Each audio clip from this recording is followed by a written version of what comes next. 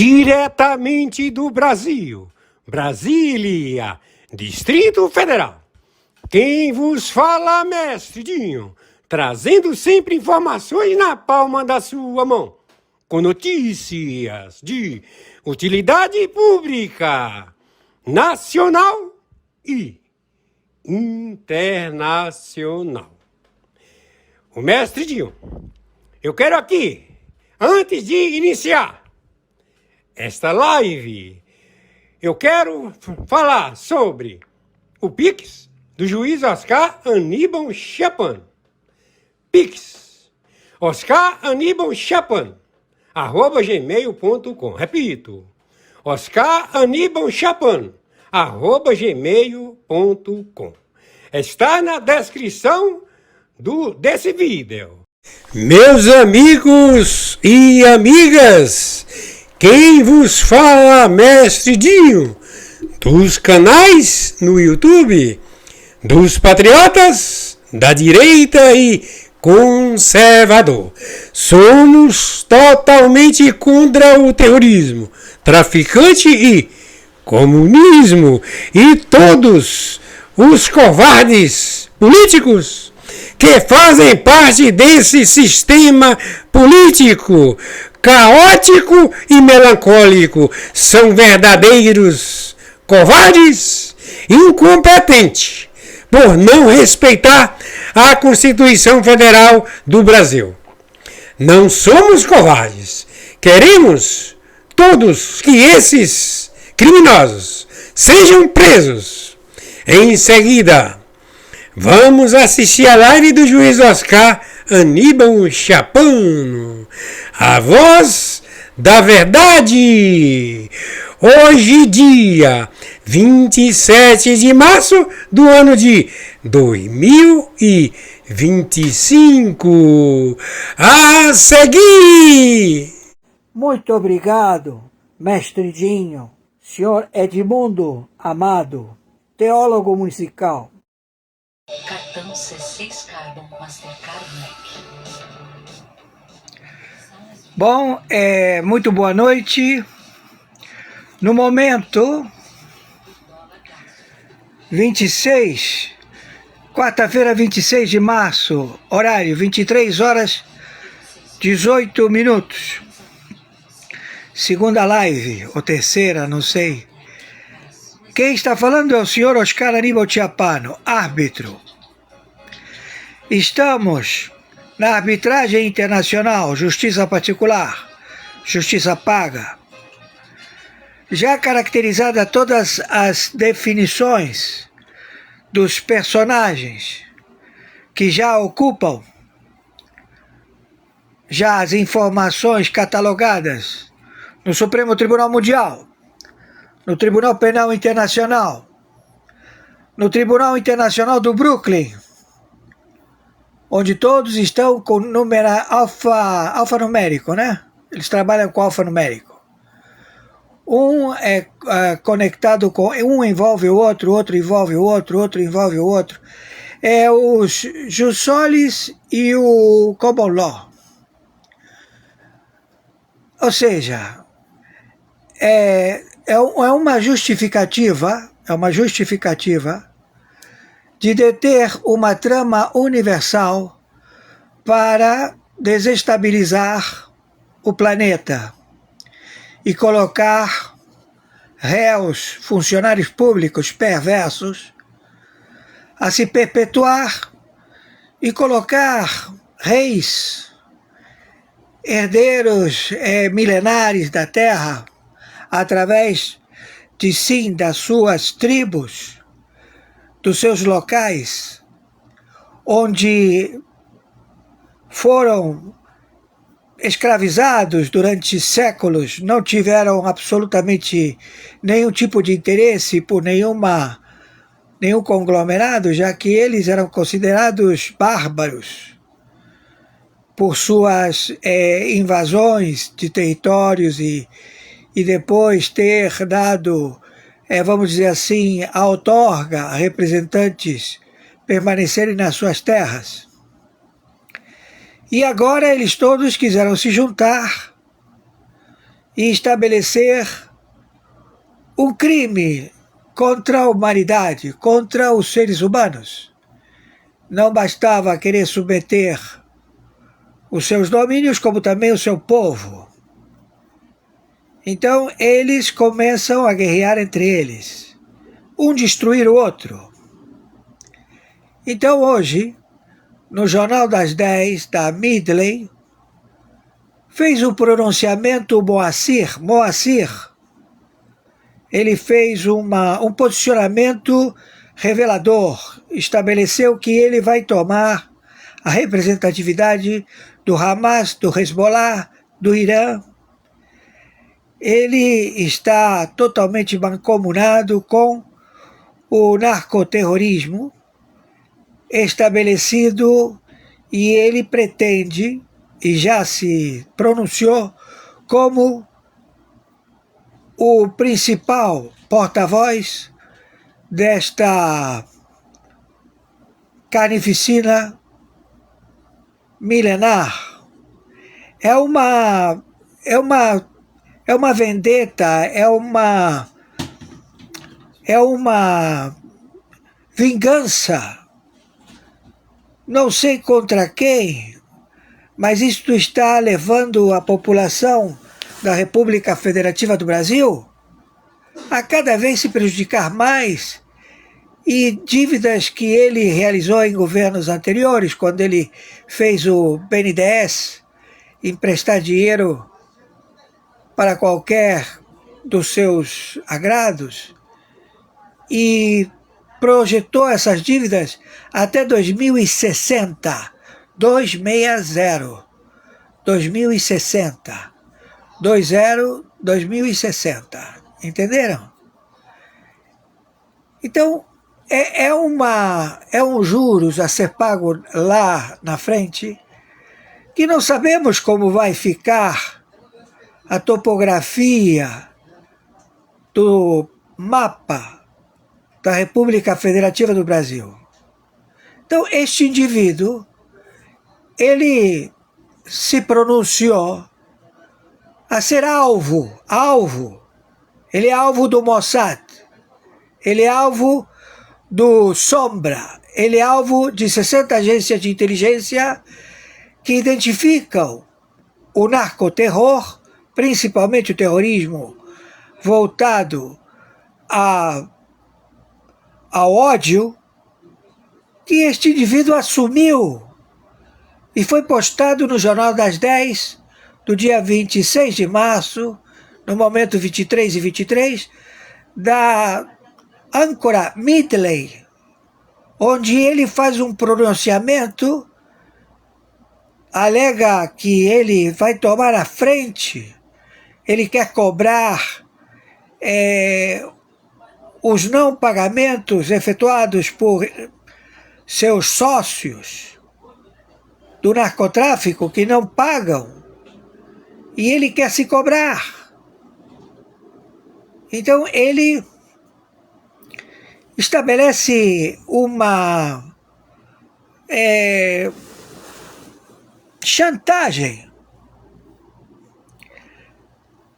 Uma chantagem como dizendo: eu sou o terror, eu tenho possibilidades, eu tenho fotografias onde quem me representa é o vice-presidente Alckmin.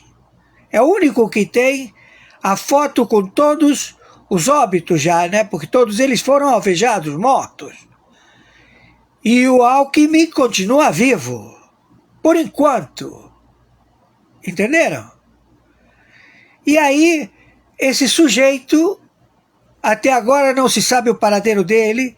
Estão dizendo que o avião que ele estava, a Janja se evadiu. Quando ela chegou no Japão, fez um escândalo, que ela quer ir para a França, que ela vai na França, que ela não está com saco de ir para o Vietnã, não tem... Ela quer, como se diz, andar pela França, o Champs-Élysées, curtir, né? Então ela largou o barco e se mandou para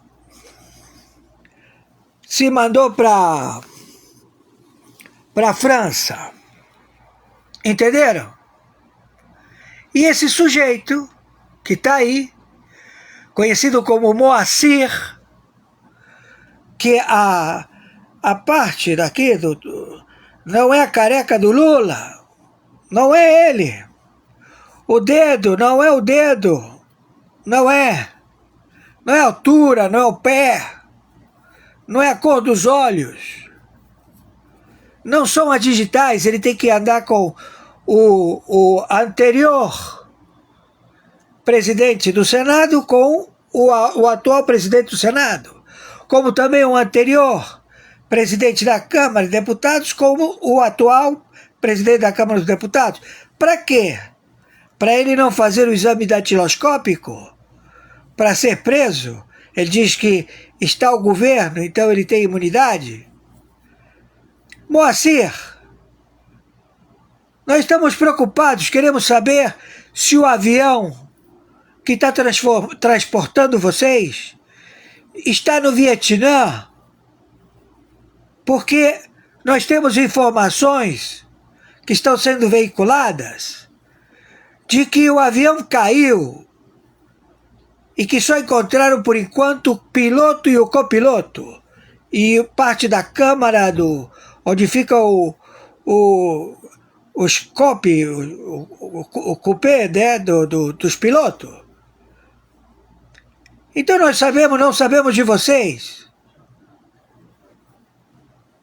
E ele está aqui, ó. Está aqui, está falando, ó.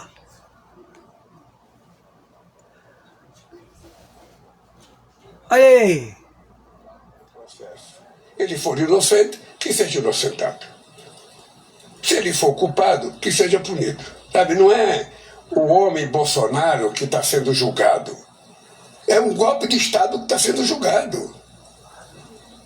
É a conduta desse cidadão que está sendo julgada. Então eu penso que se ele tiver culpado, ele tem que se contentar com a punição. Isso vale para todos os 213 milhões de habitantes.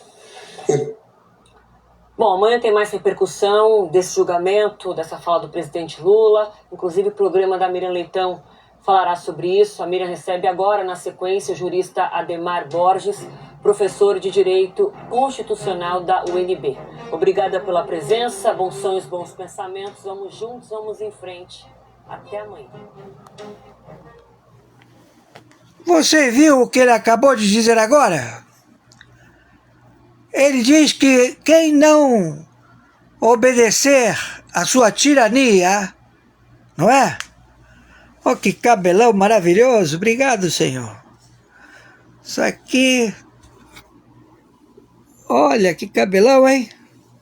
Ó! Ó que cabelão. Maneiro, hein? Maneiro. Então, o que eu tenho a dizer a vocês, hein, ó, terroristas? Ô Ayatollah Khamenei, Charmuta, nós vamos acabar com vocês. E esse Mequetrefe que está aí, estamos preocupados com esse cara, porque isso aí foi gravado. Onde é que ele está? Estão dizendo que o avião dele caiu, ou foi alvejado. Ele anda com um avião camuflado do exército, da aeronáutica. Entenderam? Todo mundo pode fazer alvo nele. Ele é enorme. Entenderam? Então a coisa é séria. Muito séria. Conforme determinação, meu Pix é meu e-mail.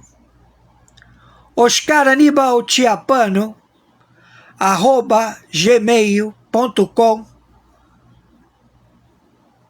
e a plataforma é Banco Mercado Pago. Meu CPF 510 466 447 34. Plataforma Banco Mercado Pago. Eu agradeço a todos vocês. O mundo é outro. Nós estamos já está a Medvedev, já está a Gezara Inezara com o Putin e com o Trump. Ou seja, já está, agora tem que tirar eles daqui, da América do Sul, da América Central. Na América do Sul são 10 países que fazem fronteira seca com o território da República Federativa do Brasil. E 7 países do Caribe. Entenderam? Então, para quem está acostumado com estas pessoas, com estes metidos a tudo, já me fizeram subir em mesa, já tive que ficar em pé na mesa, o cara apontando o revólver. Eu falei, puta que o pariu. E aí o cara pensou que isso ia ficar por isso mesmo. Aí ele na segunda vez puxou, mas só que aí eu puxei. E quando você puxa é para dar tiro. Entendeu? Não é para mostrar porra nenhuma. E foi tiro pra caralho. Entendeu, meu amigo? Então, não cabe intimidar, não cabe, porque antes que você faça barulho no teu peido, no teu pum, já fedeu para você, não tem saída. Então o mundo é outro, acabou. Entenda, acabou, vocês não têm procedimento para estar. Acabou para vocês. Entenderam? Porque vocês são uma quadrilha, uma organização criminosa. Foro de São Paulo, Grupo de Puebla e as putas que o pariu. Entenderam? Tô sendo claro? Hein? A coisa é muito séria. E a liturgia do cargo, que maravilha. Ninguém queria esse cargo, sabia? Porque todo mundo falava, não é remunerado. Porra, não, quê? Corregedor, interventor do Tribunal Penal Internacional no Brasil? Tá maluco? Não é comigo, não é comigo.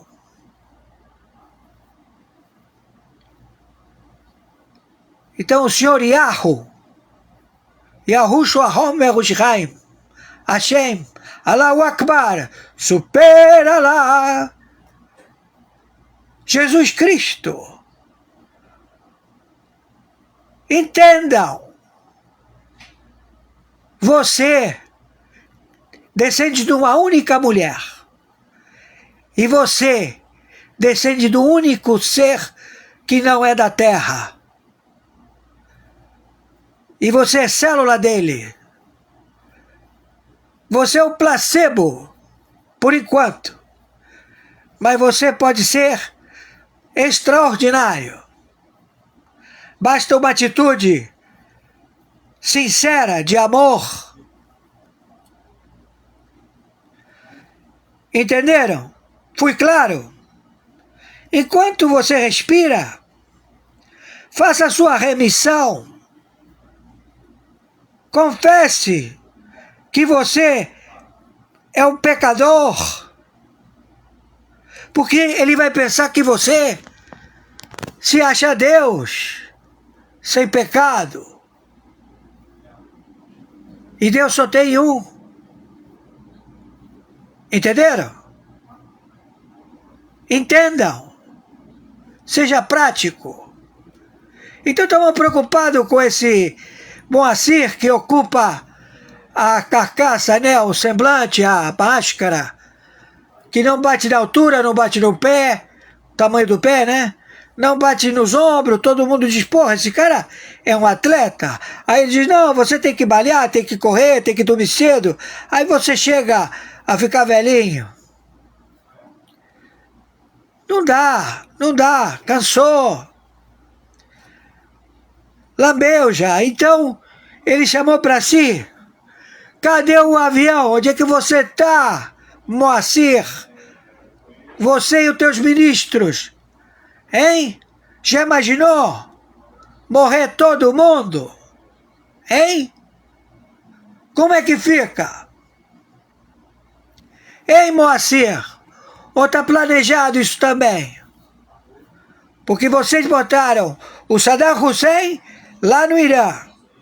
Botaram o que eu tive na cobertura com o Pelé, tava Pelé, que dormia lá, tava o pai do Bin Laden, que tá lá no Irã, tava o pai do Bin Laden, tava... Quem mais tava? Tava eu, tava o Frank Sinatra. O Frank Sinatra tava lá. Entenderam? No Chopin, do lado do Copacabana Palace. Privé. Todo mundo tomando champanhe. E altas jogadas. Entendam. A coisa é séria, muito séria. Salve o seu país, comece pela sua família. Se você, o cara te chama, escuta, vamos lá, vamos ganhar dinheiro. Não, já fui lá, o cara fala, não dá porra nenhuma. Não, mas pelo menos a gente janta, a gente bebe cerveja com ele. Não quero ir não. Salve a sua família. Acorda pra vida. Enquanto existe. Boa madrugada. Tá chovendo bomba. A gente se fala. E não tem chinês pra cá e também não tem russo pra cá. Agora é vocês pegar e andar bonitinho.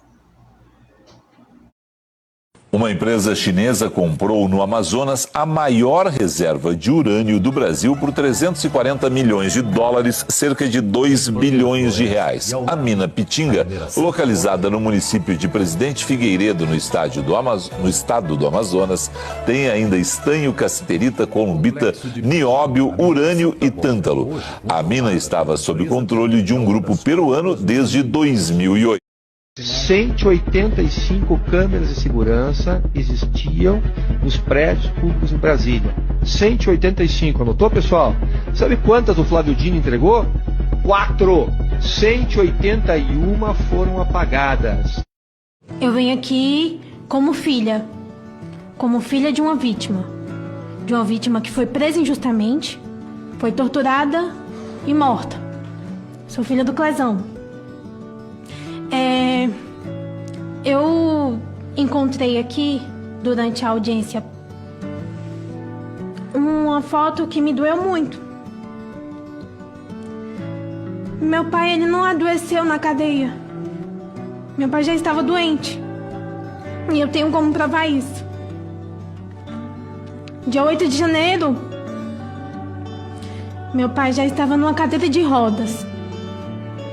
Queria falar quem é do Clezão. Não como filha, mas sim como uma pessoa que vivia com ele. Clezão era um exemplo de ser humano. Não é porque ele faleceu lutando pelo país que ele virou um herói. Clezão sempre foi um herói para mim. Clezão me ensinou os princípios cristãos, me ensinou a respeitar todas as pessoas e meu pai me ensinou o que é amar. Todos os dias ele demonstrava o amor de forma diferente pra gente. Com palavras, com atitudes, com beijos, com abraços. Todos os dias ele falava do amor de Cristo pra gente. No dia 8 de janeiro, ele veio somente orar pela nação. E aí, essa é a foto que foi a TV Senado postou. E essa pessoa que está na cadeira de roda é o meu pai. Isso na noite do dia 8 de janeiro. vai chegar ao nível de ter mais uma pessoa, como a história do meu pai, de ter mais famílias, como a minha família? Tem gente morrendo dentro da cadeia injustamente.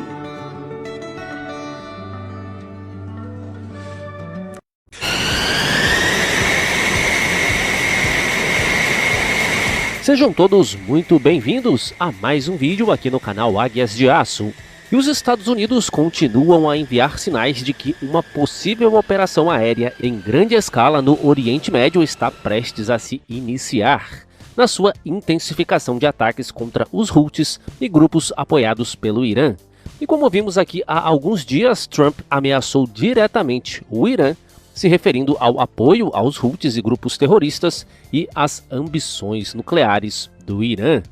E nessa movimentação em direção ao Oriente Médio, uma força significativa de bombardeiros furtivos B-2 Spirits está se dirigindo para a ilha de Diego Garcia, no Oceano Índico.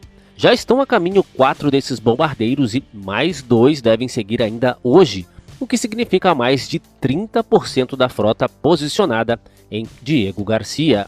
E além disso, imagens de satélite mostram pelo menos 3 aviões de carga C-17 e 10 aviões de reabastecimento aéreo KC-135 enviados nas últimas 48 horas para essa base, que já foi utilizada como ponto de parada para ataques dos Estados Unidos no Oriente Médio em outras ocasiões no passado. E, inclusive, na semana passada, o secretário de Defesa dos Estados Unidos ordenou a extensão da implantação atual do porta-aviões USS Harry Truman no Oriente Médio e instruiu um outro grupo de ataque de porta-aviões, liderado pelo USS Carl Vinson, a se juntar a ele na região.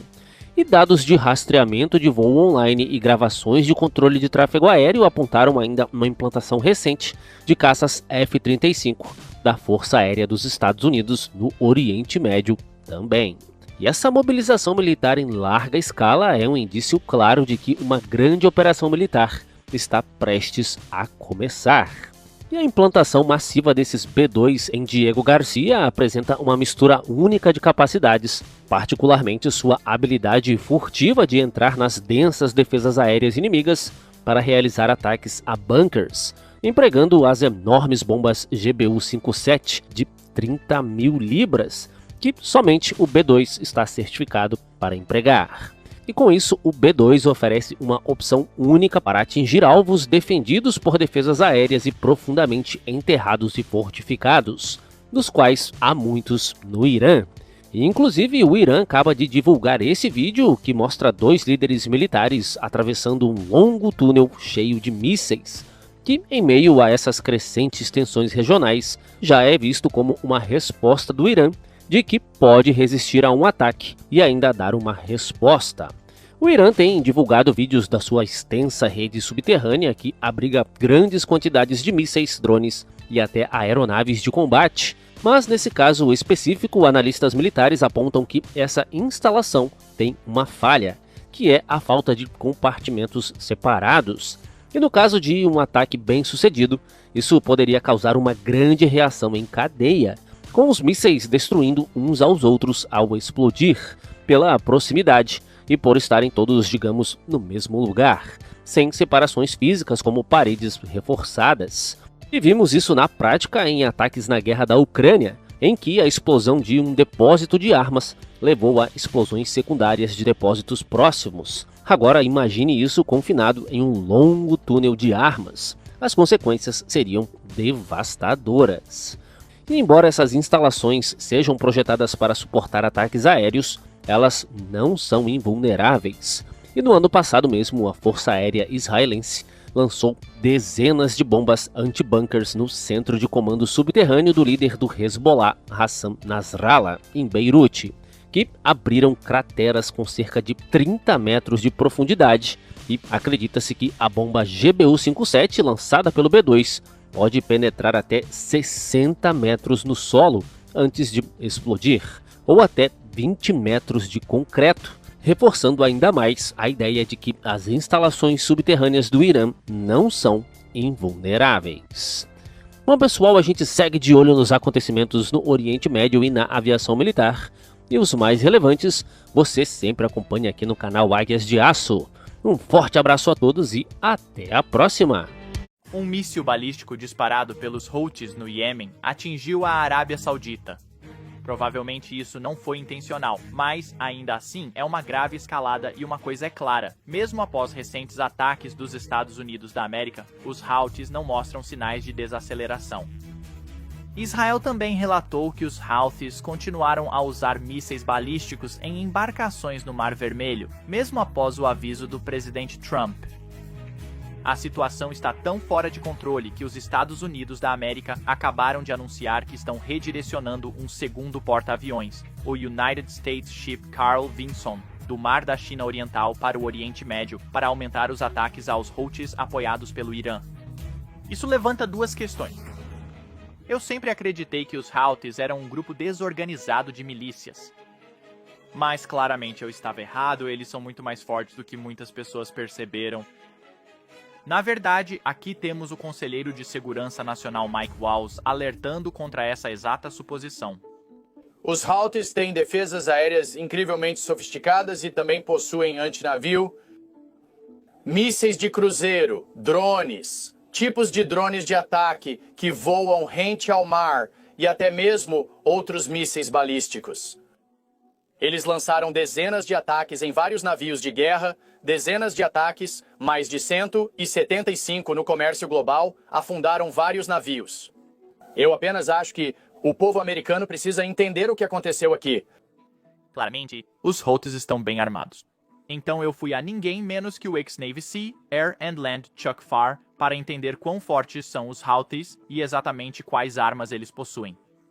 Esta é a nossa nova série Downrange. Apoiados pela mão sombria do corpo da Guarda Revolucionária do Irã, os rebeldes Houthis do Iêmen perturbaram as rotas de navegação, desafiando os Estados Unidos da América, poder militar e desdenharam da pressão internacional.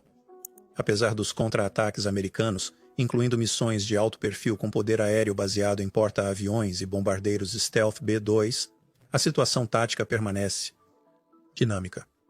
Os ataques dos rebeldes devem continuar. Um testemunho de sua resiliência e do profundo investimento de Teherã nesta última guerra por procuração. A campanha dos Houthis contra o transporte mercante é uma insurgência organizada. Seu arsenal é uma mistura letal de drones, mísseis e engenhosidade naval. Na extremidade inferior, eles implantam drones kamikazes, UAVs iranianos baratos como o Shahed-36, equipados com explosivos e guiados por sistema de posicionamento global rudimentar. Essas ameaças zumbindo enxameiam as rotas de navegação, sobrecarregando com seu grande número. Na extremidade superior, os Houthis disparam mísseis balísticos antinavio como o Mohit ISF de design iraniano, capazes de descidas em velocidade simulada e ogivas devastadoras, entregando até 450 kg de explosivo de alta potência. Mísseis de cruzeiro antinavio, como o Almanap II, adicionam alcance e precisão, atingindo alvos além do horizonte a até 120 km de distância. Então há um toque náutico. Embarcações de superfície não tripuladas, carregadas de explosivos de baixa tecnologia, basicamente lanchas rápidas com explosivos de grau militar. Essas ameaças de movimento lento, às vezes lançadas de portos controlados pelos Houthis, como Roderria, dependem de sensores eletroópticos para se concentrar em seus alvos. Embora menos comuns e apenas uma pequena quantidade tenha sido usada, as embarcações de superfície não tripuladas sinalizam a ambição dos rebeldes de escalar. A inteligência ocidental aponta para uma sofisticada rede de sensores que sustenta esses ataques. Radares costeiros, UAVs de vigilância e observadores de pequenas embarcações transmitindo dados em tempo real para as equipes de mísseis. É o terror de alta tecnologia do homem pobre e está funcionando. Os alvos dos Houthis parecem uma chamada de envio global. Em 19 de novembro de 2023, eles iniciaram sua campanha sequestrando o Galaxy Leader, um transportador de carros com bandeira das Bahamas ligado a uma empresa israelense. Comandos Houthi e conselheiros iranianos desceram de um helicóptero, apreenderam o navio e o redirecionaram. Seus 25 membros da tripulação permanecem como reféns. Desde então, rebeldes atacaram mais de 40 embarcações com 21 sofrendo impactos diretos. Tenha a verdadeira confiança. Um transportador de carga de bandeira de Barbados, atingido por um míssil balístico antinavio, em 6 de março de 2024, 88,5 km náuticas a sudoeste de Aden. O míssil provocou um incêndio, matou 3 tripulantes e obrigou os sobreviventes a abandonar o navio. A Indian Navy Ship Kolkata da Marinha Indiana interveio para ajudar. O Rubimar, um navio de carga com bandeira de Belize, não teve tanta sorte. Atingido por um míssil em fevereiro de 2024, ele mancou por 2 semanas antes de afundar. O primeiro navio perdido para o fogo Houthi. O navio mercante Zagfralia, um navio grego com bandeira maltesa, recebeu um míssil balístico em 16 de janeiro de 2024, enquanto estava a caminho de Israel. Sobreviveu sem danos materiais ou baixas. Ela teve sorte. Outros ataques notáveis incluem o motor Vessel Genco Picard, de propriedade dos Estados Unidos da América, atingido por um drone no Golfo de Aden, em 17 de janeiro, e o motor Vessel Islander, que pegou fogo após um duplo ataque de mísseis em fevereiro de 2024. O Sea Champion, bandeira grega, e Neves Fortuna foram ambos atingidos a leste de Aden em 19 de fevereiro de 2024. A Maré da Manhã, bandeira de Barbados, de propriedade britânica, e Starnasia, ambos sofreram danos menores no 6º de fevereiro de 2024, no que os Houthis chamaram de um duplo ataque ao imperialismo ocidental. O padrão, as bandeiras e a propriedade não importam, seja ligado a Israel ou não, com a notável exceção de russo, chinês e alguns companheiros selecionados. Se um navio mercante navega no Mar Vermelho, é um jogo justo. A inteligência ocidental não está adivinhando sobre o pipeline de armas dos Houthis, é um fato. A Guarda Revolucionária Iraniana, a força paramilitar de elite do Irã, é a mestra de marionetes aqui, fornecendo hardware, treinamento e dados de alvo. Os drones Shahed, do Manual de Teherã, contrabandeados por pequenas embarcações comerciais pelo Golfo de Aden. Os mísseis balísticos e de cruzeiro antinavio foram reengenheirados a partir de designs iranianos e montados no Iêmen sob supervisão iraniana e americana. Oficiais sauditas e americanos rastrearam por anos o fluxo de componentes de mísseis e peças de veículo aéreo não tripulado traficadas, violando lei dos Estados Unidos da América, usando equipes de Sea, Air and Land da Marinha para interceptar remessas. Embargo de armas. Eu sou o líder do esquadrão da equipe Sea, Air and Land da Marinha, Chuck Farr, e estou prestes a levá-lo para o campo de batalha. O Corpo da Guarda Revolucionária não apenas envia armas, ele comanda o show. Analistas apontam para navios de vigilância iranianos como a fragata Al-Braz ou o navio espião Beshad, ambos à espreita no Mar Vermelho, fornecendo aos comandantes Houthi informações em tempo real sobre os movimentos dos navios.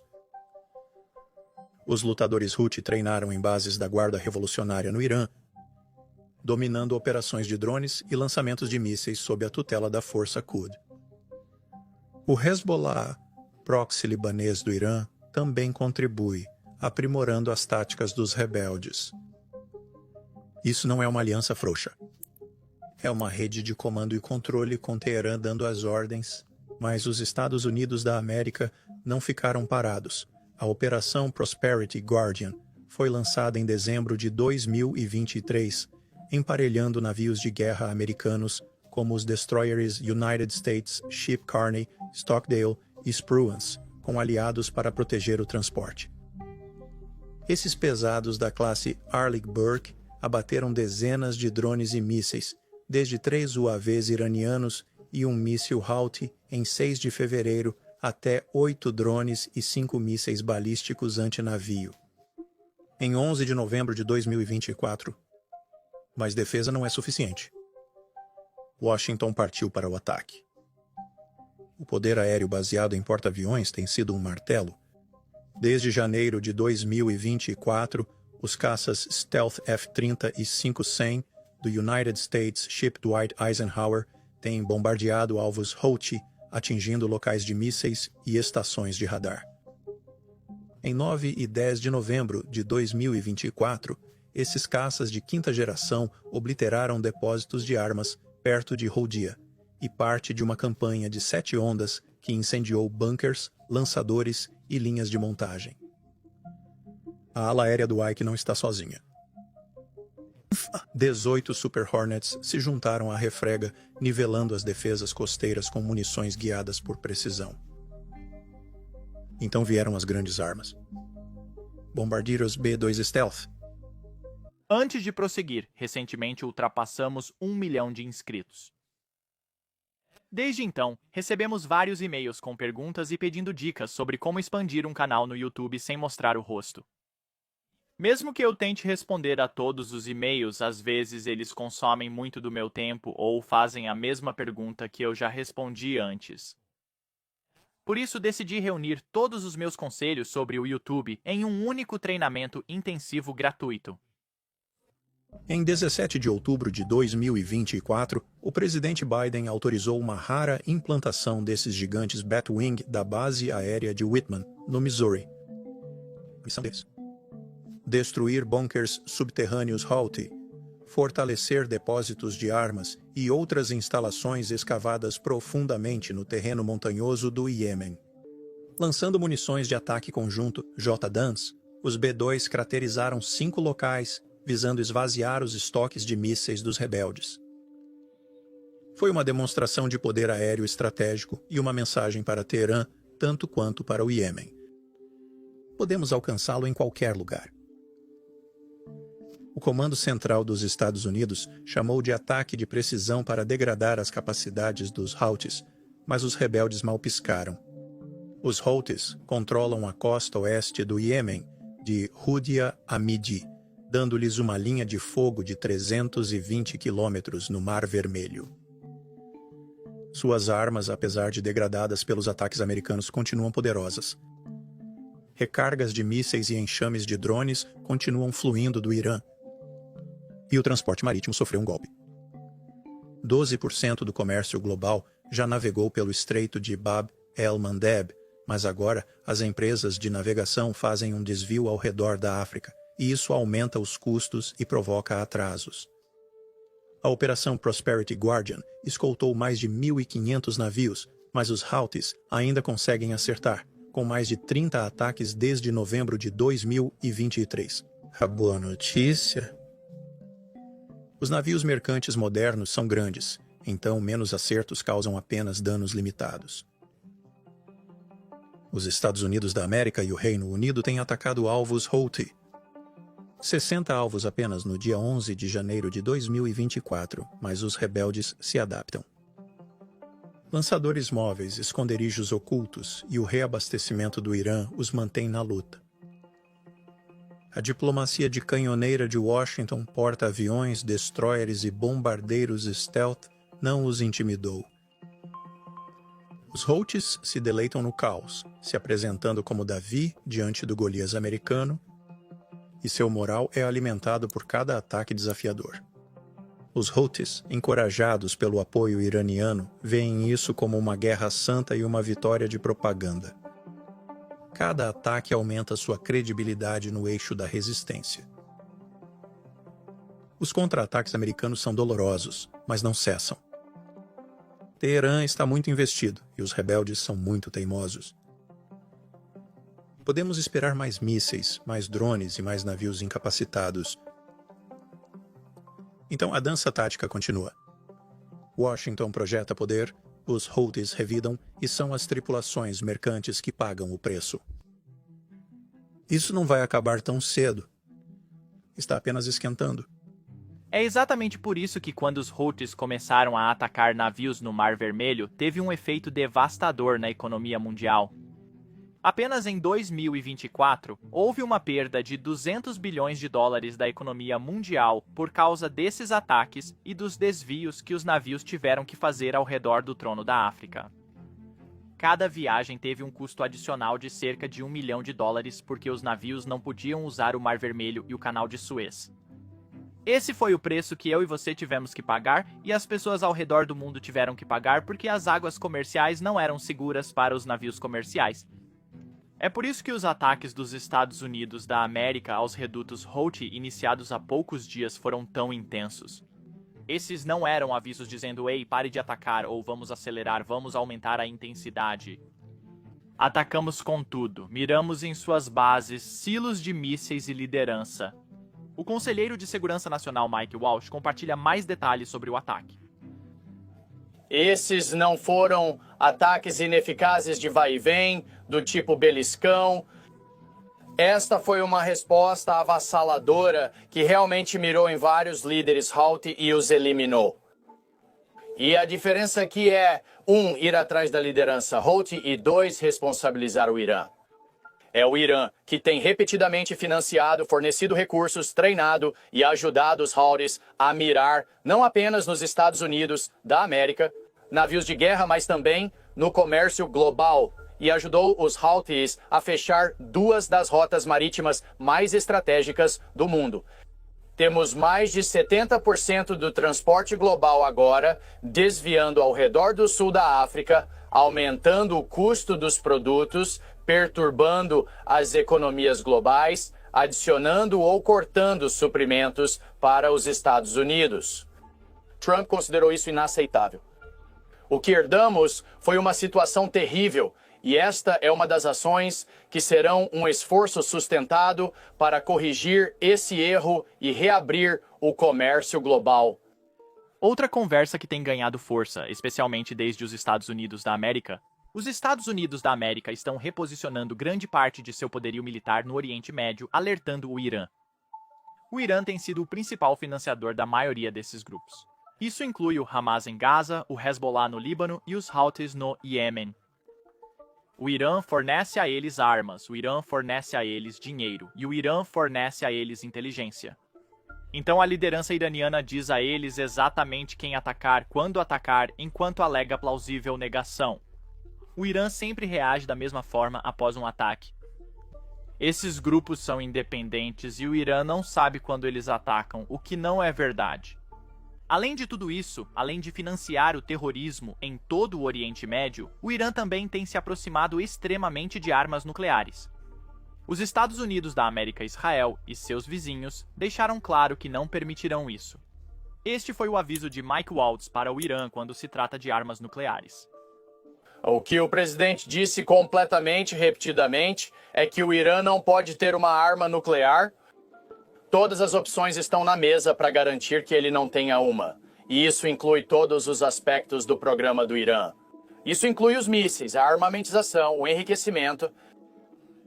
Eles podem entregar e desistir de uma maneira que seja verificável ou podem enfrentar uma série de outras consequências. Mas, de qualquer forma, não podemos ter um mundo com os ayatollahs com o dedo no botão nuclear. Não podemos ter uma situação que resultaria em uma corrida armamentista em todo o Oriente Médio. Em termos de proliferação nuclear, o presidente Trump está determinado de qualquer maneira.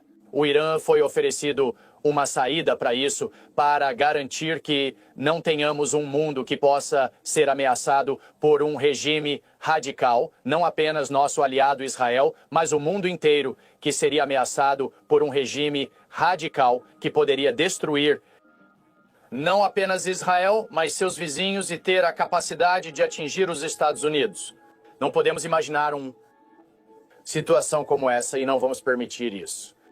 Quando Trump assumiu, ele tentou negociar com o Irã um novo acordo nuclear, onde eles desistiriam de buscar armas nucleares e, em troca, os Estados Unidos da América suspenderiam as sanções para melhorar a economia iraniana. Mas a liderança iraniana negou essa oferta. Desde então, especula-se que Israel e os Estados Unidos da América podem estar planejando ou se unindo para atacar instalações nucleares iranianas. Desde então, temos aumentado continuamente o poder de fogo no Oriente Médio em termos de porta-aviões. Mas a razão oficial por trás disso é, claro, os Houthis. Mas só o tempo dirá se haverá um ataque contra as instalações nucleares iranianas. Clique no botão de inscrição abaixo para receber atualizações em primeira mão, caso algo aconteça. Este é o Iêmen, um país que está passando por uma das maiores crises humanitárias do mundo. O Iêmen está em uma guerra civil entre uma coalizão árabe liderada pela Arábia Saudita e os rebeldes Houthis, apoiados pelo Irã. Os rebeldes Houthi tomaram a capital Sanaa em 2014, forçando o governo ao exílio. Estamos falando de 50% das instalações de saúde não operando. Após 8 anos de guerra, o Iêmen realmente poderia estar à beira da paz? Surpreendentemente, o Iêmen possui 3 bilhões de barris de reservas comprovadas de petróleo. Apesar dessa enorme riqueza, o Iêmen é um dos países mais pobres do mundo. O país poderia ter sido tão bem sucedido quanto os outros de sua região, mas isso omite um detalhe. No Iêmen, houve quase uma década de guerra brutal. O governo e a economia no Iêmen colapsaram, com graves consequências. De acordo com a Fundo das Nações Unidas para a Infância, cerca de 21 milhões e 600 mil pessoas no Iêmen estão sem as necessidades mais básicas, como água ou assistência médica. Como na maioria dos conflitos, tudo se resume à política. No caso do Iêmen, isso vem tanto de dentro de suas fronteiras quanto de fora. A Arábia Saudita e 9 aliados também estão lutando nesta guerra. O Irã também desempenha um papel ativo, mesmo relutando em admitir. O Iêmen se tornou uma zona de guerra geopolítica para o infortúnio de seus cidadãos. Nesta zona de guerra, diversos países e organizações estrangeiras querem sua parte do bolo.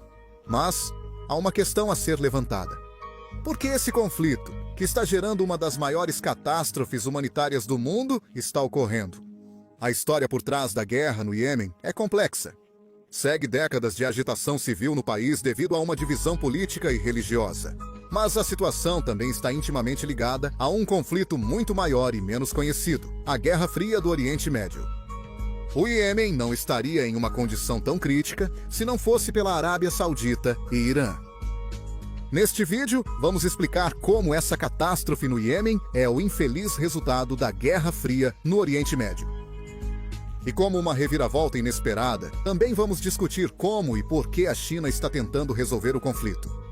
Cobrir uma guerra, especialmente uma tão brutal, é arriscado para mim, pois o YouTube não aprova conteúdo não amigável. Por isso, seus likes são ainda mais importantes em um vídeo assim. Se puder clicar no like, isso ajudará muito este vídeo.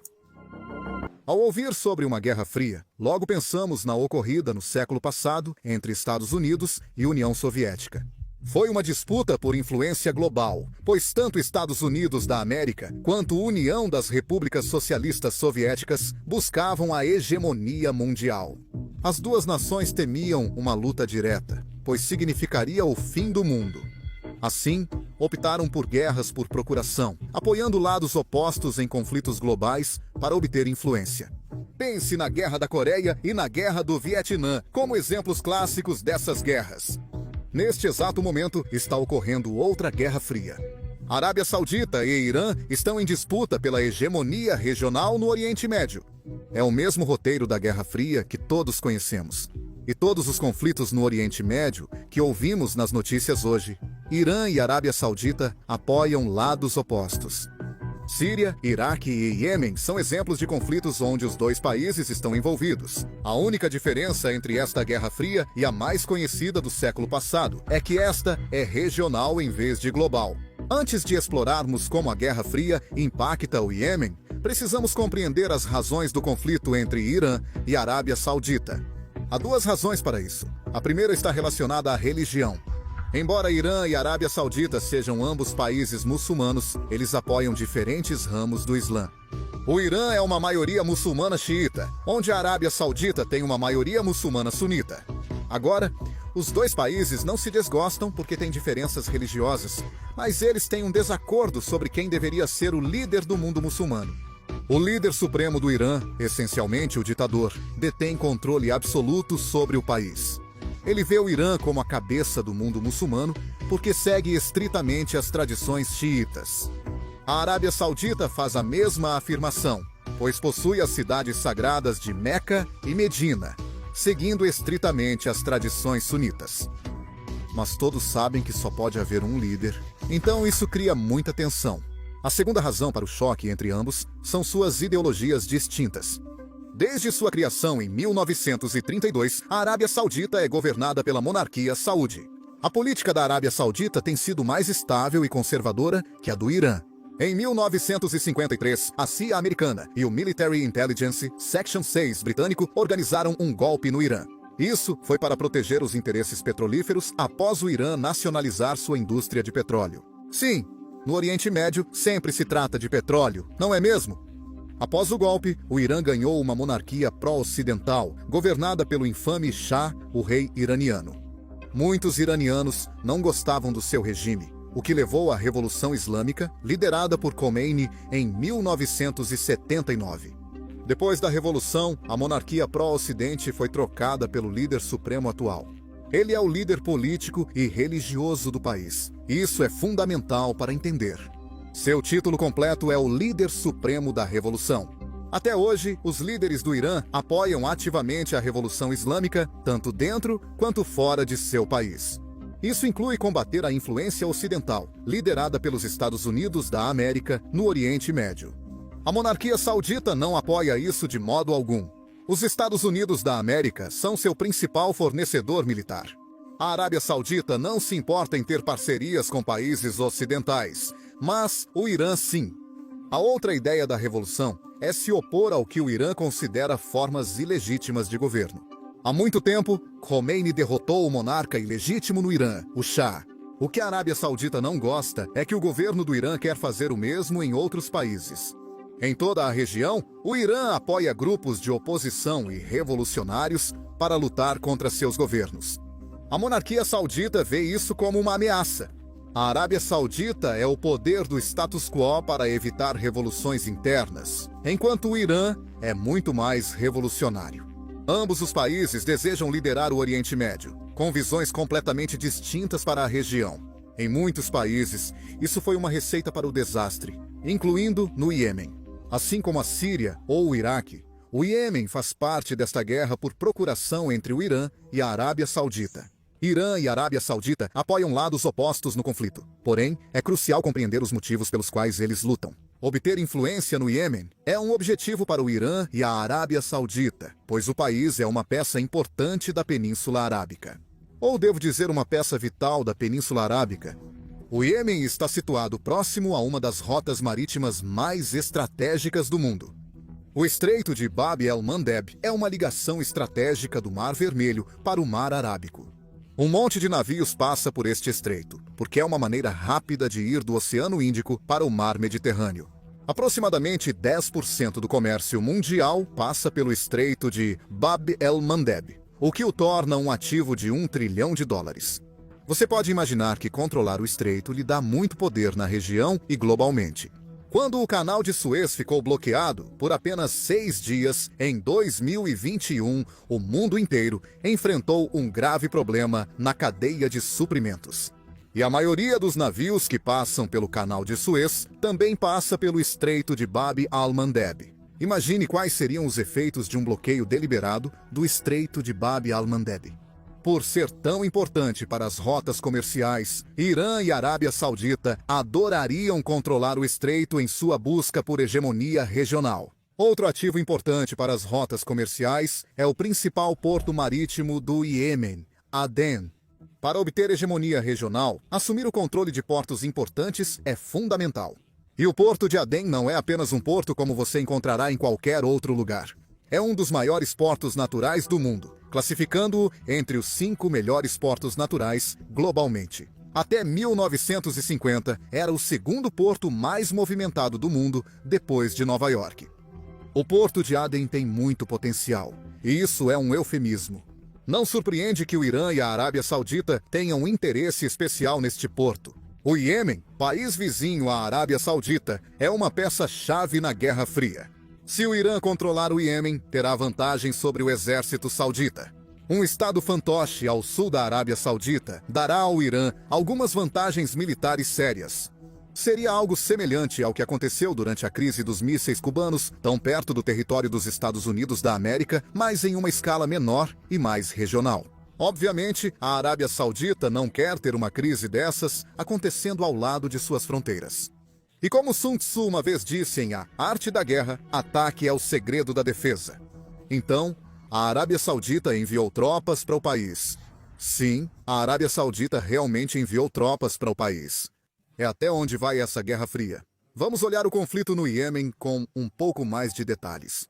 O Iêmen já era um estado falido antes da Guerra Civil começar em 2014. Em 2011, Ali Abdullah Saleh era o corrupto presidente do Iêmen há mais de 30 anos. Um relatório da Organização das Nações Unidas disse que ele roubou até 60 bilhões de dólares durante seu reinado. Enquanto isso, muitos iemenitas empobreciam e passavam fome.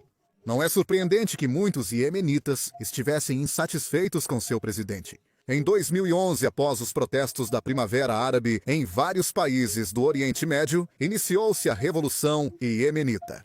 O que começou como protestos contra o governo, logo se transformou em uma guerra total entre os leais a Saleh e a oposição. Manifestantes pacíficos foram mortos em confrontos entre tribos, milícias e forças do governo nas ruas. Em junho, o presidente Saleh quase foi morto em uma tentativa de assassinato no Palácio Presidencial. Saleh provavelmente percebeu que a população não o apoiava mais e concordou em transferir o poder para seu vice-presidente Hadi em 2012. Muitos iemenitas ainda não estavam felizes, no entanto. Hadi venceu a chamada eleição, na qual ele era o único candidato. Não é difícil vencer sendo o único candidato. A situação escalou novamente em 2014, quando o presidente Hadi decidiu cortar os subsídios de combustível. Os Houthis, uma milícia no norte do Iêmen, decidiram tomar a capital Sanaa. A guerra civil havia começado.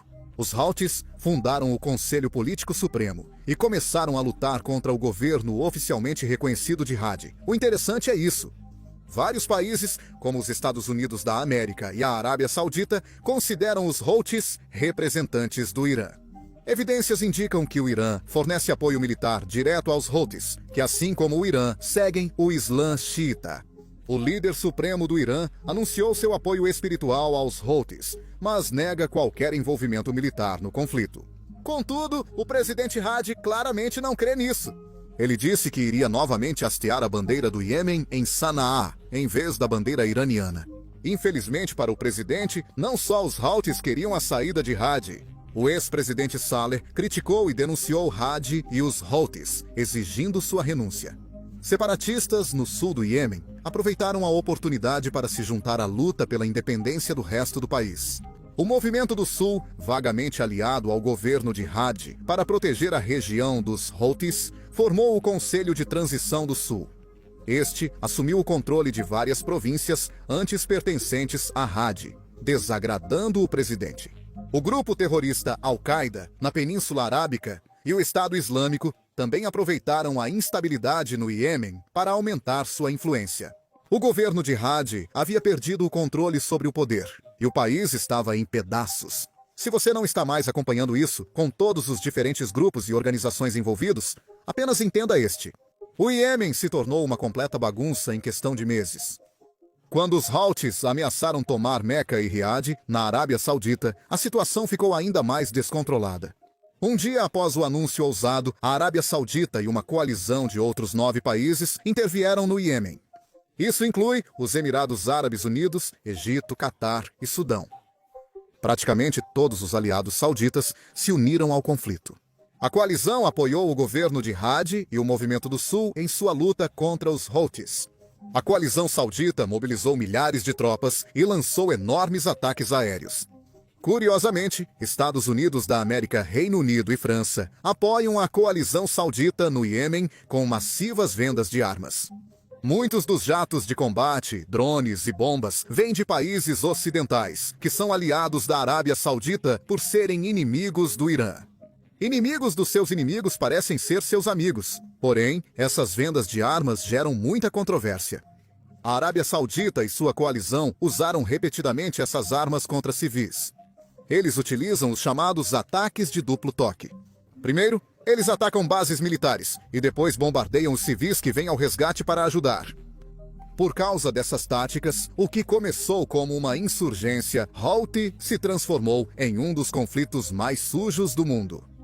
Some-se a isso um sistema de saúde falho, desnutrição disseminada e água potável insegura. E o caos se instaura. No começo de 2022, a guerra havia custado direta e indiretamente cerca de 377 mil vidas no Iêmen, e o país continua em pedaços. Como mostrado no mapa, 3 principais campos ainda lutam pelo controle. O norte e a capital Sanaa permanecem sob controle dos Houthis, supostamente apoiados pelo Irã. O sul é controlado pelo Movimento do Sul, aliado à coalizão saudita, e o restante do país é controlado pelo governo oficial do Iêmen, apoiado pela Arábia Saudita. Esses conflitos internos estão diretamente relacionados ao conflito maior no Oriente Médio. Um lado é pró-iraniano e o outro lado é pró-saudita. É por isso que você chama o conflito no Iêmen de uma guerra por procuração. Tanto o Irã quanto a Arábia Saudita adorariam ter mais influência no Iêmen. E talvez mais importante, ambos odeiam a ideia de seu concorrente assumir o controle do país. Mas notícias para o Iêmen. A guerra civil não acabará até que a Guerra Fria do Oriente Médio termine. O STF recebe a denúncia e Bolsonaro se torna réu lá das denúncias do suposto golpe. E o presidente está tranquilinho da Silva. Isso mesmo, isso tem uma explicação. Vem comigo que eu te mostro tudo.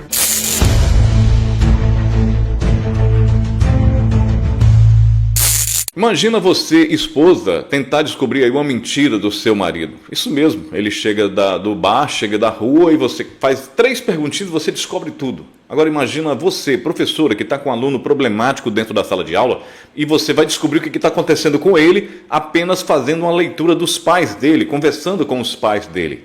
Imagina você que é escrivão de polícia, agregar o conhecimento que você já tem para saber se aquela pessoa de quem você está tomando o depoimento está mentindo ou não. Pois bem, tudo isso eu ensino no meu treinamento que está aqui ao lado, ó, Desmascarando o Comunismo, Armas da Alienação.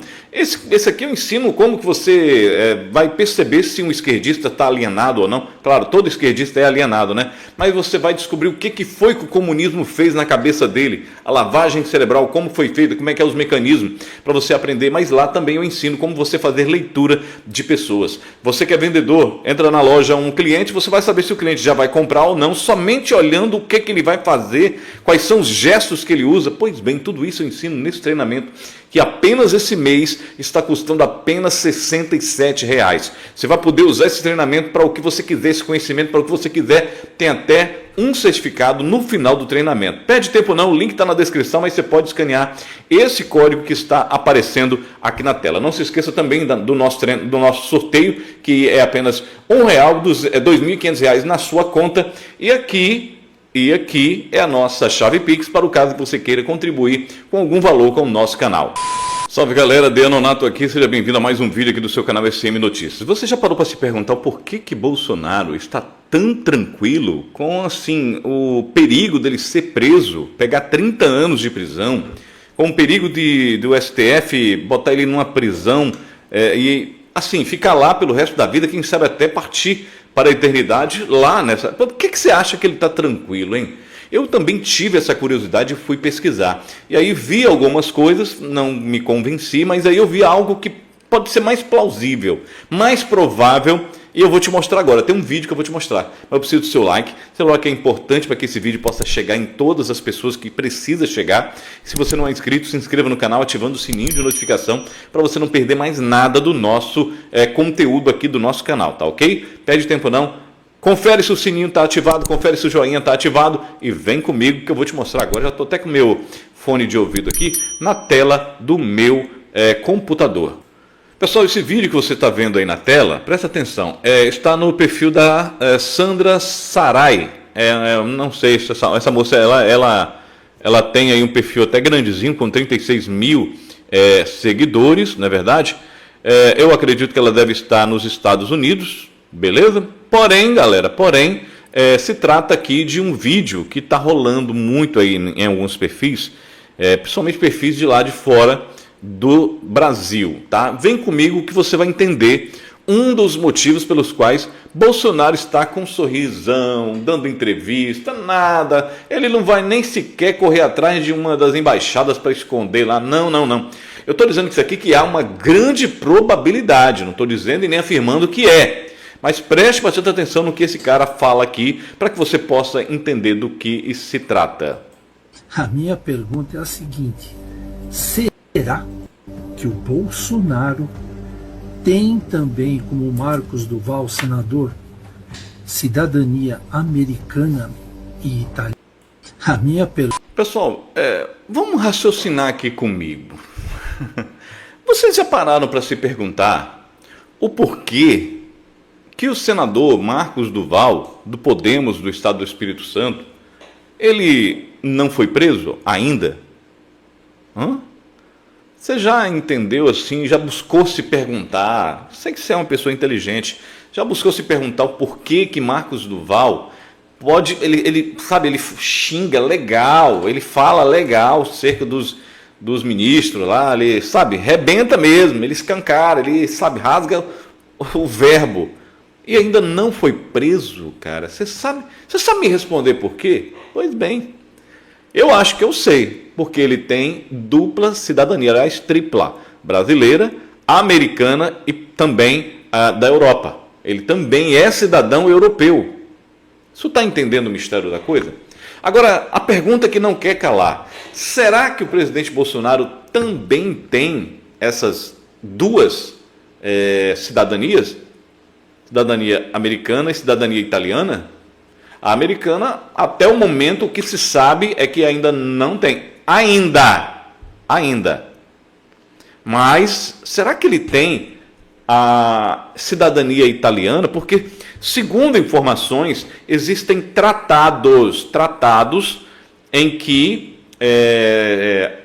não se pode cometer esse tipo de prisão, entendeu? Não se pode cometer esse tipo de prisão do jeito que está sendo aí, uma vez que não foi provado em nada os crimes que eles estão falando que o presidente cometeu. Baseado na Constituição Federal, no Código Penal Brasileiro, não está havendo crime nenhum. E é por isso que existem tratados em que o Brasil é signatário, tanto dos Estados Unidos quanto da Europa. Quando se tratar de crimes hediondo, claro, aí sim, o cara tem que ser preso e pode ser, quem sabe, deportado, enfim, e por aí vai. Da mesma forma, se o brasileiro que tem cidadania americana, se cometer um crime lá, né, ou cometer um crime aqui que atinge a justiça americana, ele pode ser extraditado para lá, deportado, extraditado para lá. Então, assim, eu acho que tem alguma coisa no ar e a gente vai simplesmente descobrir algumas coisas nos próximos dias. Porque o que está se falando, Bolsonaro está tranquilo porque ele tem dupla ou tripla cidadania. E isso simplesmente desmonta todo o circo que está sendo montado para fazer com que ele vá para uma prisão.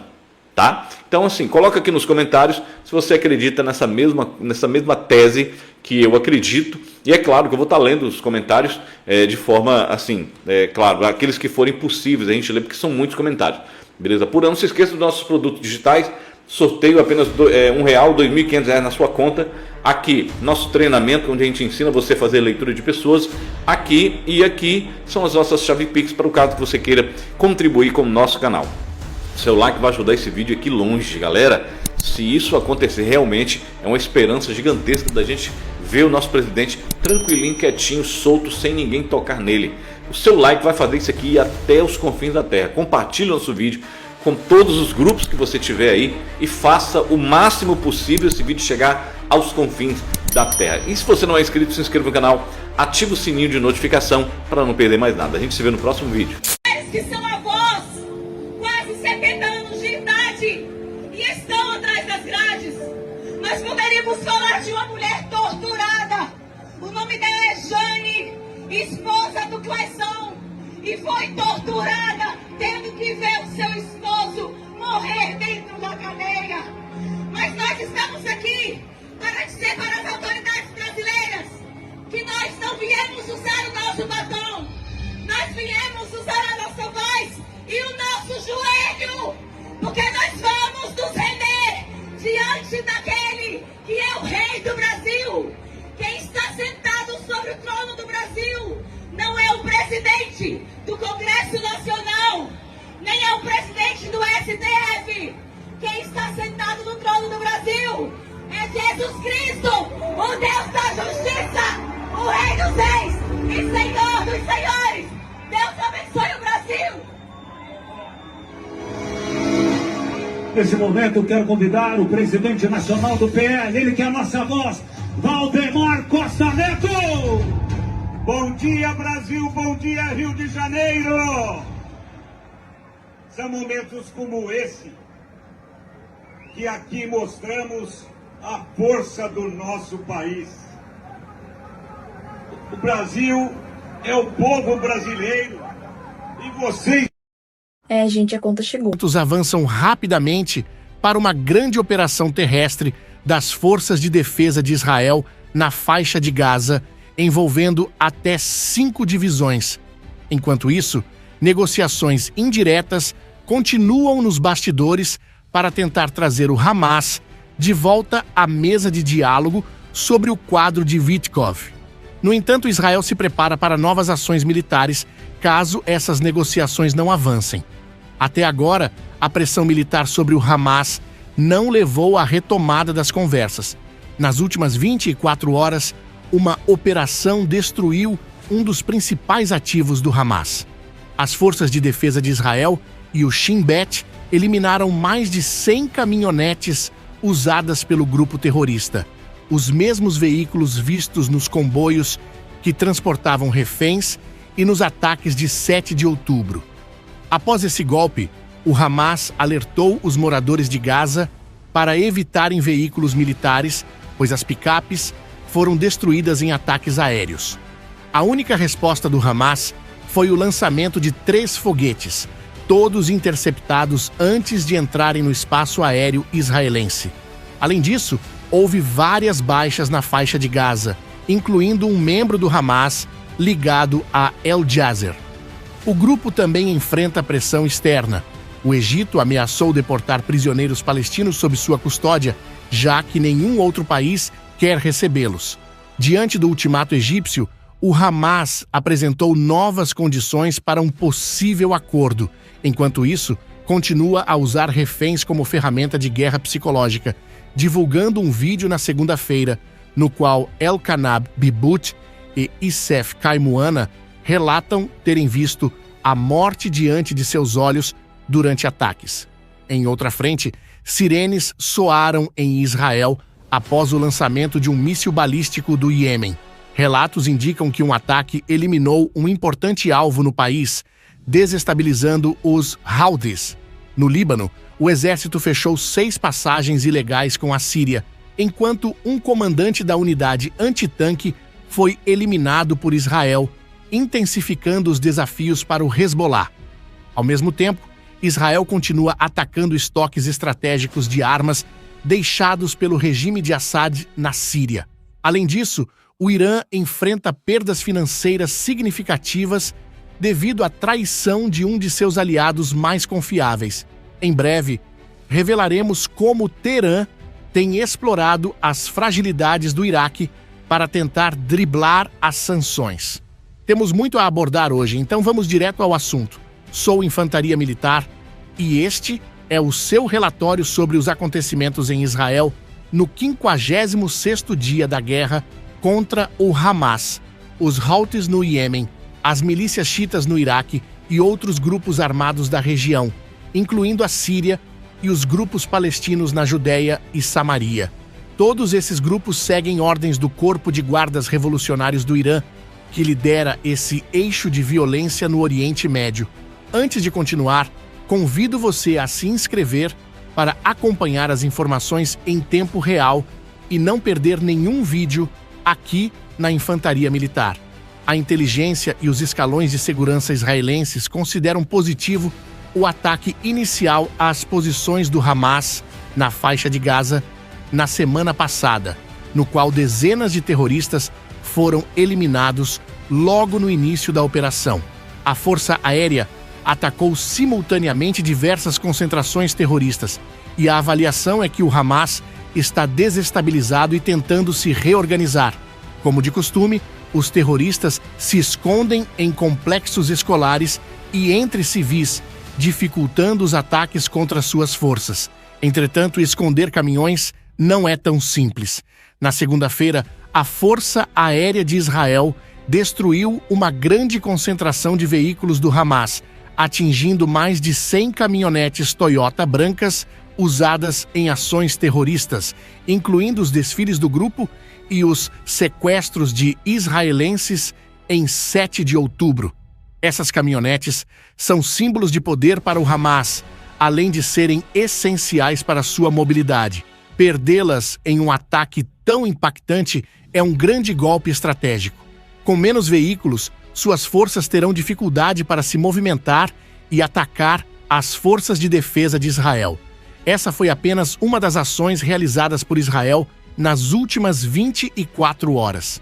Durante a noite de segunda para terça-feira, outro líder do Hamas, Nidal Bahum, foi eliminado em um ataque aéreo preciso. Ele havia substituído Ismael Bahum, morto poucos dias antes. Outros agentes do Hamas também foram neutralizados em ataques noturnos. Enquanto isso, mais divisões das forças de defesa de Israel cercam a faixa de Gaza, aguardando ordens para avançar. As forças terrestres dentro do território estão em posições estratégicas, controlando áreas-chave, mas ainda sem manobrar ativamente contra o Hamas.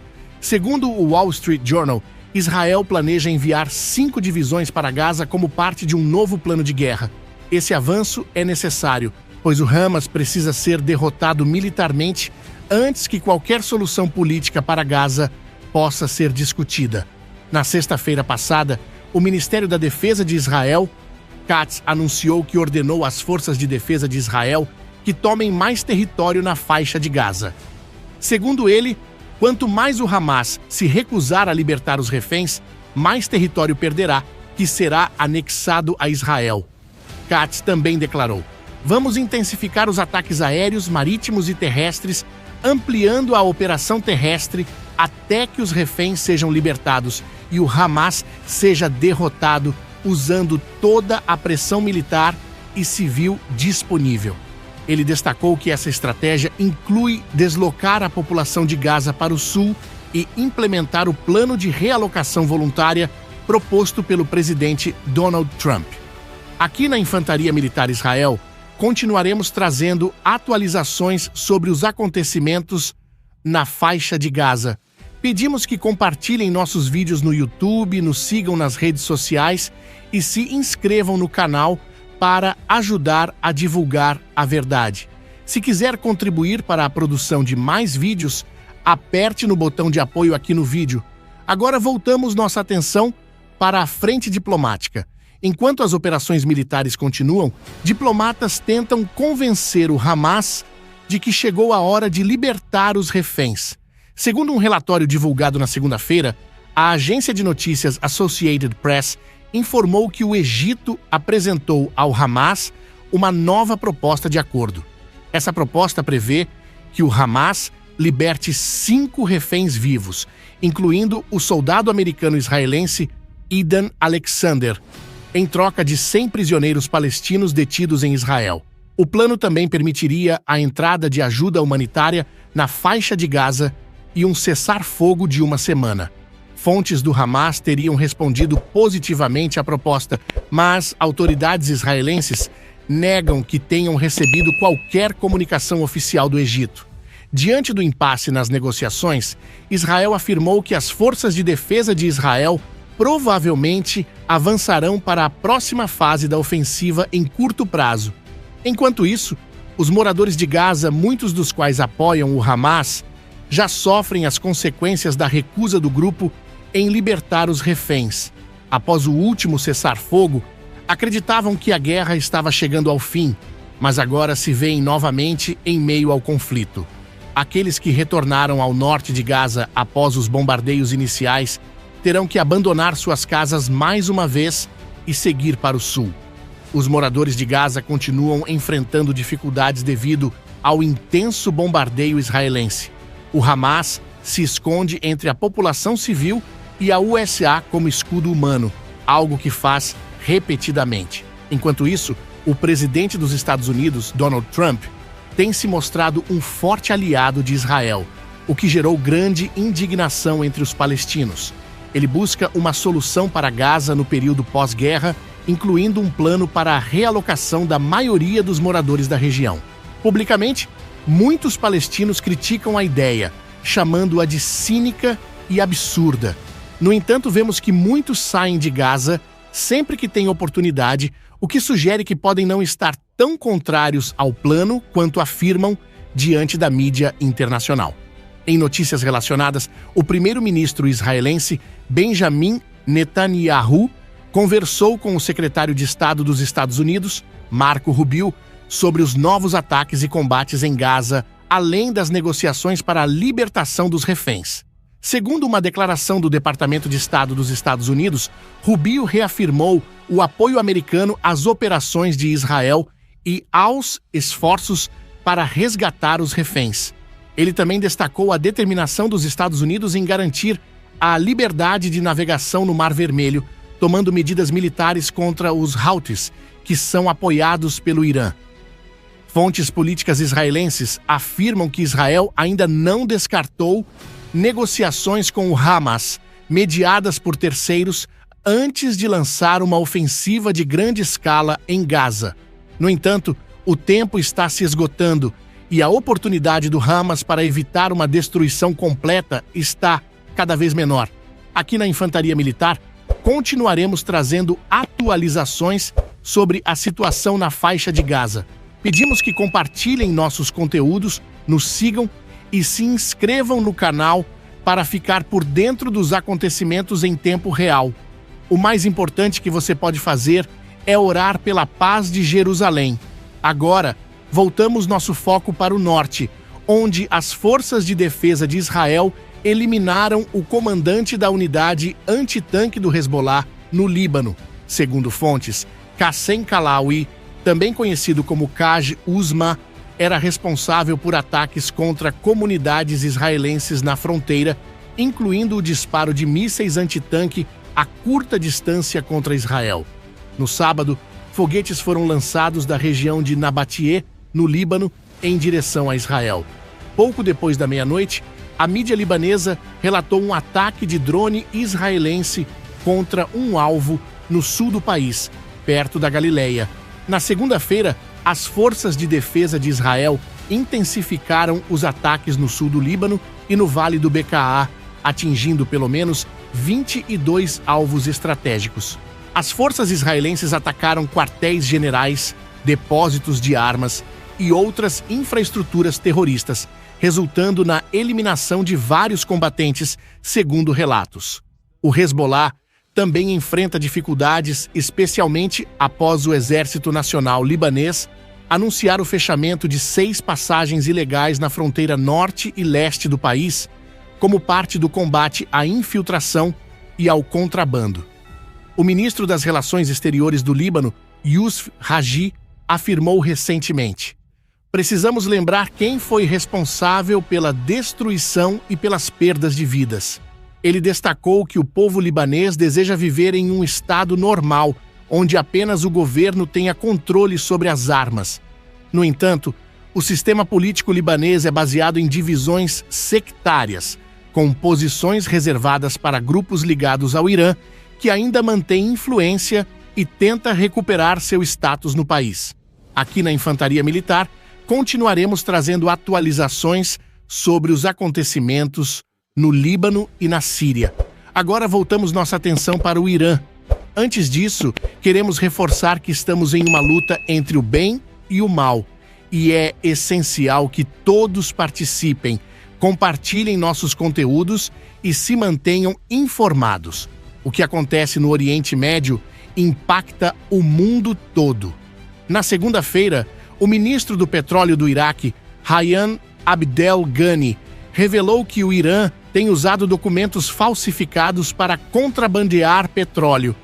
Em entrevista à mídia local citada pela Reuters, ele afirmou que os Estados Unidos questionaram o Iraque sobre petroleiros apreendidos transportando documentos iraquianos falsificados.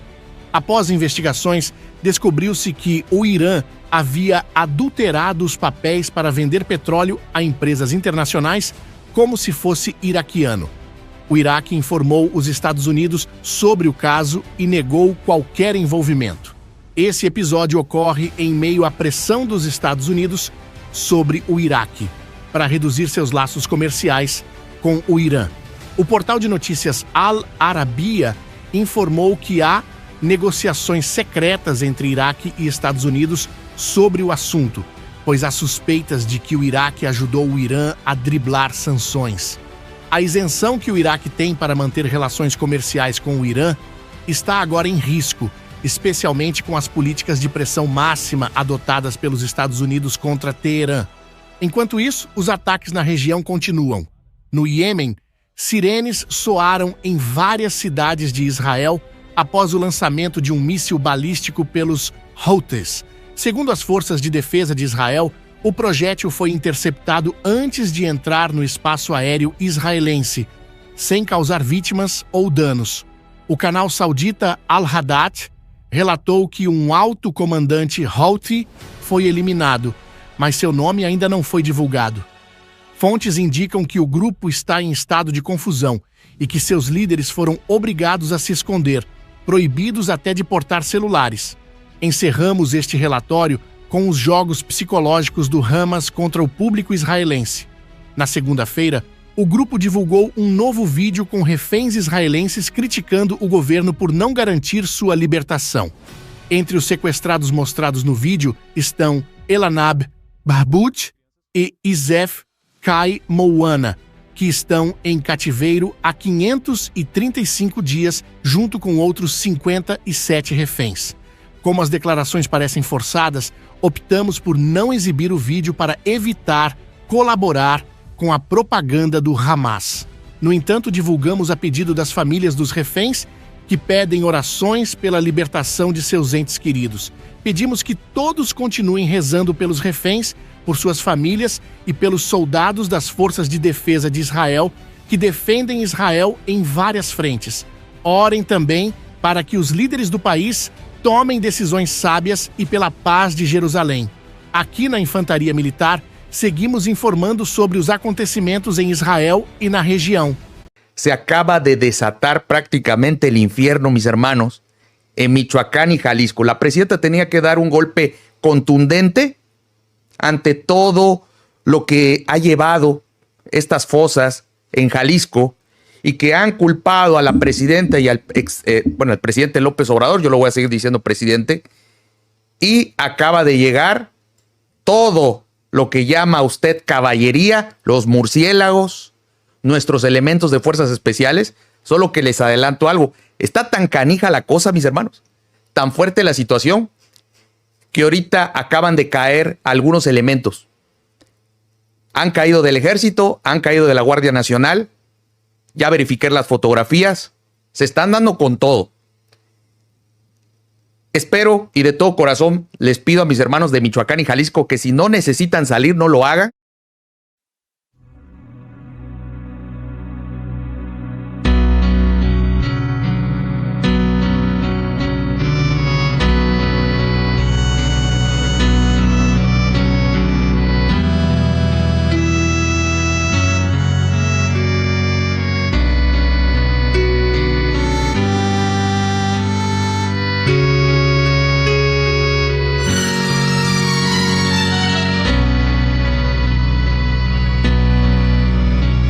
Pai nosso que estás nos céus, santificado seja o teu nome.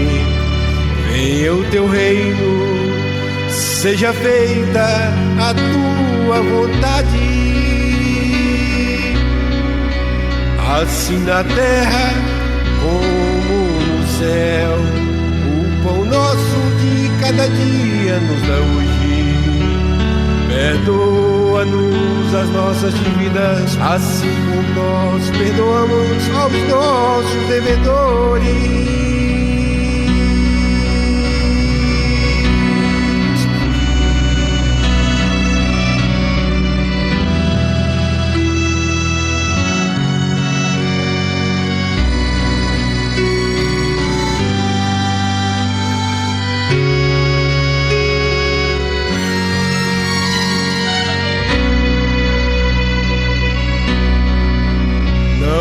Deixes cair em coração, mas livra-nos do mal, porque teu é o reino e o poder e a glória para sempre. Amém.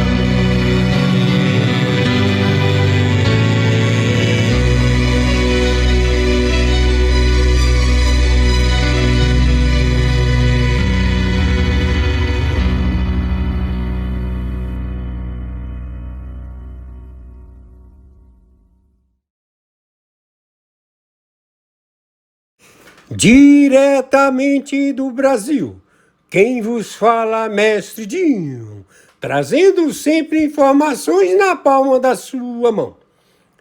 E o meu convite especial, por gentileza, entra na descrição desse vídeo. Urgente!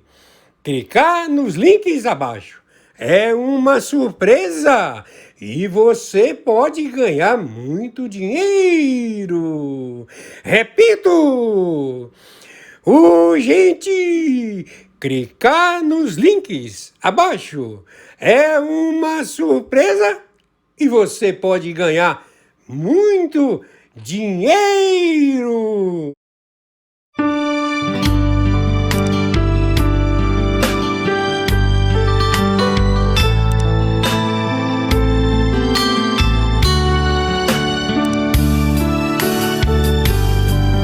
Jesus, meu rei, preciso de ti, te seguirei por onde quer que for, mais perto quero estar, sempre hei de suplicar, nos conflitos com o tentador, Jesus me fará vencedor, no nome do Senhor Jesus.